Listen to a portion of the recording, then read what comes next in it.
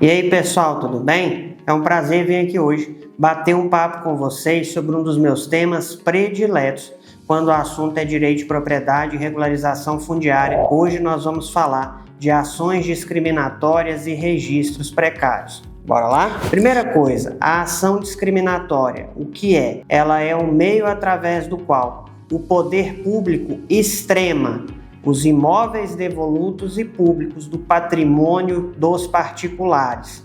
Essa ação funciona da seguinte forma: é demarcado um perímetro, tá? Esse perímetro é denominado gleba e todos aqueles possuidores de imóveis que estão inseridos dentro desse perímetro são chamados para fazer prova da legitimidade da sua propriedade. Se fizerem, eles são ressalvados dessa ação discriminatória. Aqueles que não conseguem fazer prova da sua propriedade legítima têm esses imóveis arrecadados na condição de terra devoluta ou de terra pública. Lembrando que as terras devolutas, quando não existe uma destinação prévia requerida no momento da arrecadação, quase sempre são passíveis de regularização. Agora as terras públicas não, tá? Como exemplo, a gente pode citar áreas de comunidades tradicionais, como por exemplo os povos quilombolas, e áreas de comunidades originárias, como por exemplo os povos indígenas, tá? Então o que eu quero destacar aqui com vocês? Essas pessoas cujos imóveis possuídos sofrem a arrecadação vão ter que buscar pelos meios ordinários a regularização fundiária. Beleza, mas você já se perguntou o que é um título legítimo de propriedade? A maioria das pessoas acha que é somente possuir uma matrícula, uma transcrição no registro de imóveis, ter um CCIR, um ITR, um GE, um CAR, e isso é um ponto de vista muito superficial, tá? Só para vocês terem ideia, José de Alencar, um dos maiores nomes do direito e da literatura brasileira, que foi autor de Iracema, Viuvinha, o Guarani e o Sertanejo, escreveu essa obra aqui, que eu tô com ela na minha mão, tá? Ele escreveu ela ainda no ano de 1883, é um tratado extenso, abordando só o ponto de vista filosófico sobre a propriedade. Existem obras, como por exemplo o Tratado de Terras do Brasil, que são compostos de vários volumes, tratando exaustivamente dessa temática. Todos esses livros que vocês estão vendo aqui são obras históricas abordando temáticas de direito de propriedade, direito registral e questões fundiárias inerentes a terras devolutas. Vamos lá, o que eu sempre ensino para o pessoal nos meus cursos? Para saber se uma propriedade é legítima, você tem que identificar se ela tem uma origem legítima. Mas espera aí, Antônio, o que é isso? Origem legítima é você identificar no histórico do imóvel, no que a gente chama de cadeia sucessória dominial, que é toda a história dele dentro do cartório de registro de imóveis, em que momento aquela área deixou de pertencer ao acervo patrimonial tutelado pelo poder público e passou a pertencer ao particular. Em que momento aquilo ali deixou de ser terra devoluta ou terra pública e passou a ser um imóvel particular? Isso aí pode ter ocorrido a qualquer momento entre 1822 até a presente data, 1822, o ano da nossa independência, tá? Primeira coisa que eu quero que vocês prestem atenção: você tem que fazer toda a cadeia sucessória dominial e isso não é fácil, viu? Não é só ir no cartório e pegar uma certidão de cadeia sucessória. Você tem que, muitas vezes, identificar que uma matrícula é transferida de comarca, você tem que ir na comarca anterior fazer o restante da cadeia sucessória dela. Muitas matrículas morrem no que a gente chama de transcrição, que era a forma de registro de imóveis existente anterior a 1973. Forma é uma nomenclatura mais antiga, tá? O pessoal hoje chama de sistema de registro. Hoje nós trabalhamos com um sistema registral chamado matriculação. Antigamente trabalhava com um sistema registral chamado transcrição. Sabe qual que é a diferença? Para cada novo ato de registro se abria uma nova transcrição. Então toda vez que esse imóvel mudava de mãos, uma nova transcrição era aberta e a transcrição anterior deveria ser baixada e anotada a abertura da nova, tá? Supondo que você consiga fazer essa cadeia sucessória dominial e chegar no último documento que deu origem a ela. Como é que eu vou saber se esse documento é legítimo? Olha só, considerando que você estudou toda essa cadeia sucessória dominial, os atos de registro e os atos que deram origem aos registros, se o imóvel foi transmitido por compra e venda, você tirou uma cópia da escritura, analisou se as partes eram maiores, se elas eram capazes, se quem vendeu realmente era dono, se não faltou outorga uxória, se foi feito o inventário, você verificou se estavam presentes todos os herdeiros devidamente representados, se houve um uso capião, se naquele processo não houve nenhuma nulidade, se a área que foi usucapida não era terra devoluta, tá? Supondo que você analisou todas essas minúcias dentro da cadeia sucessória dominial e você chegou ao documento de origem. Quais são os documentos de origem legítima? Primeiro, as cartas de sesmaria passada a data, aquelas que foram medidas e tiveram as suas condições cumpridas, tá? Existem cartas de sesmarias que foram outorgadas sem condição, portanto, essas não demandavam nenhum cumprimento além da medição e demarcação. Então, as que foram medidas e demarcadas e foram passadas a data pelo governo português durante o período em que o Brasil ainda era colônia, são uma forma de origem legítima de propriedade, não porque a sesmaria é um instituto que se confunde com propriedade, mas porque a Lei de Terras de 1850 recebeu esses documentos como se propriedade fossem com status de propriedade. O segundo tipo são os registros de compra e venda já existentes na data da promulgação da Lei de Terras de 1850,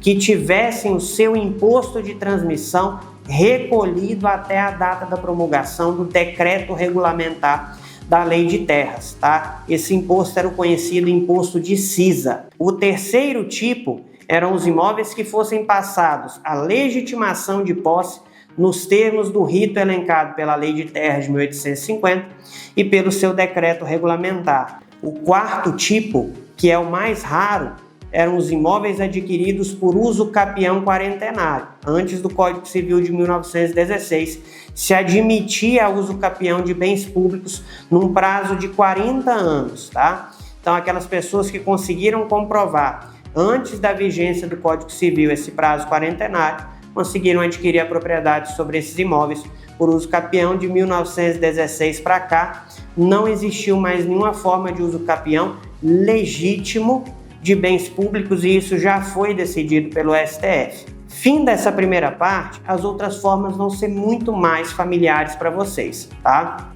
Elas são a titulação, que é o ato através do qual o poder público outorga ao particular o domínio sobre uma determinada parcela de terras devolutas ou públicas, tá?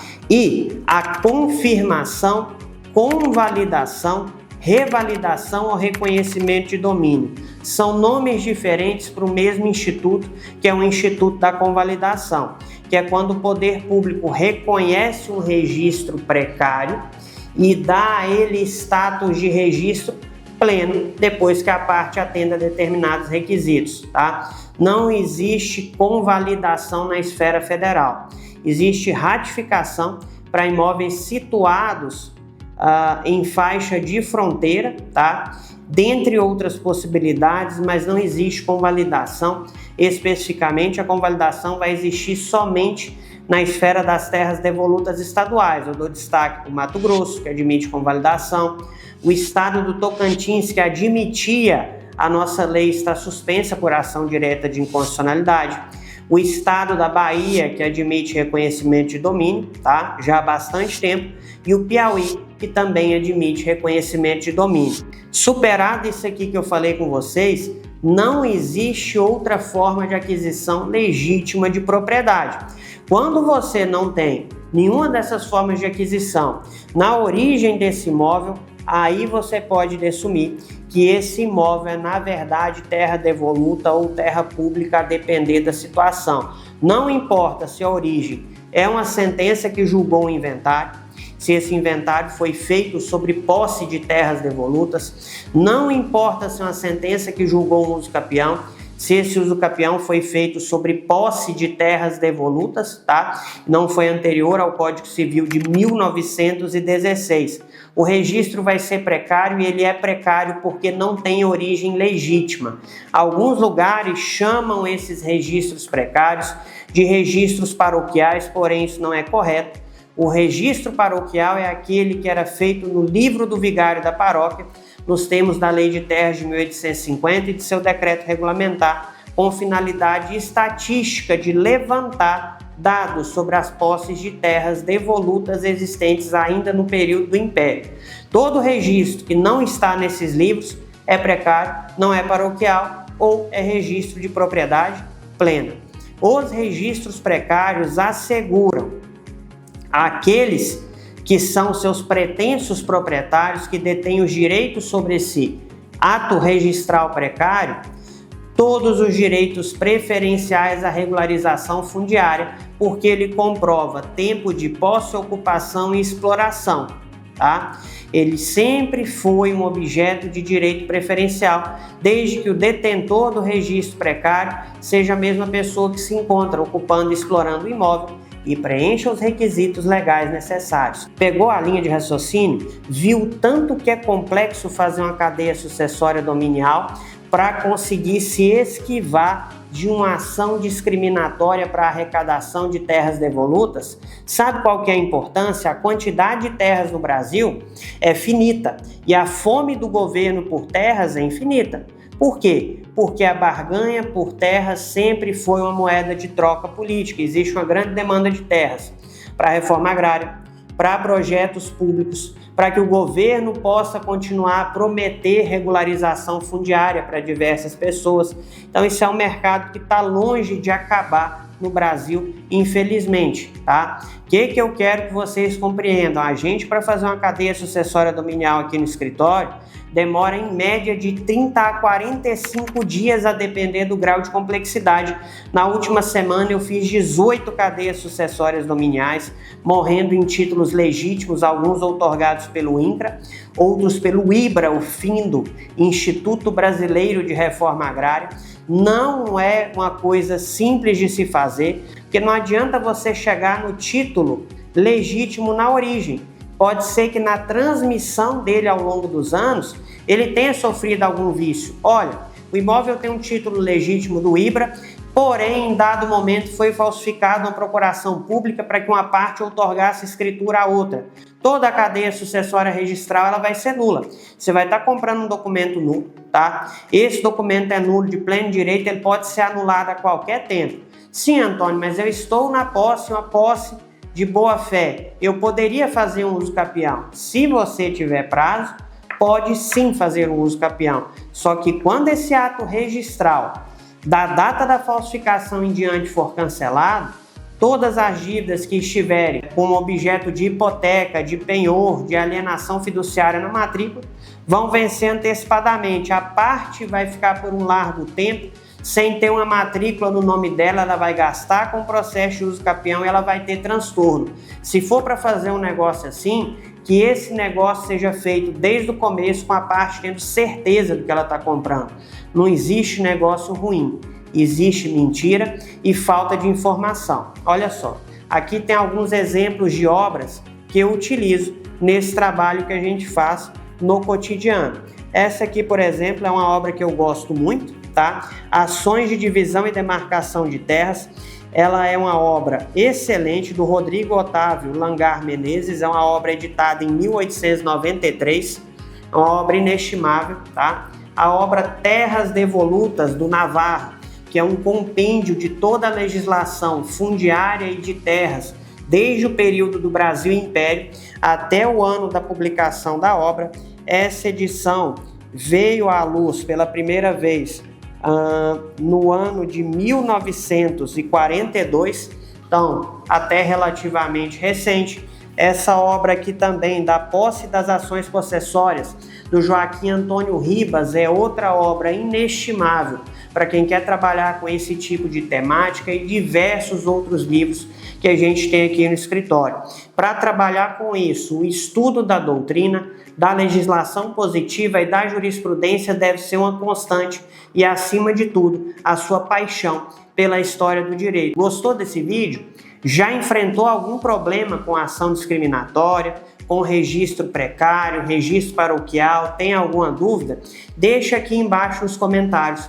Corre lá, segue a gente no Instagram, @Ribeiro Costa Advocacia, e não deixa de clicar no sininho aqui embaixo para se inscrever e receber todas as nossas notificações. Fechou? Um forte abraço!